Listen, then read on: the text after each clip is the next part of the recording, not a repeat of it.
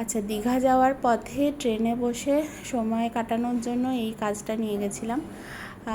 তো এটা ছিল আরাধ্যার রিকোয়েস্টে একটা স্ক্রাঞ্চি মেকিং জামার সাথে ম্যাচ করে। পুরোটাই হয়ে গেছিলো ট্রেনে, অল্প একটু বাকি ছিল, সেটা হোটেলে বসে শেষ করেছিলাম। একটুখানি বাকি ছিল, 1 ঘন্টা মতন কাজ। যাই হোক, পুরোটা দেখতে কীরকম লাগছে সেইটা অবশ্যই আমি শেয়ার করছি। দেখো তোমরা, কালার কম্বিনেশন কিন্তু অন্যরকমও তোমরা পেয়ে যাবে, তোমরা যেরকম বলবে সেরকমই বানিয়ে দেবো, সেই কালার দিয়ে বানিয়ে দেবো। আর কেমন লাগছে, সেটা কেমন হবে চুলে পড়লে সেটাও আমি দেখিয়ে দিচ্ছি।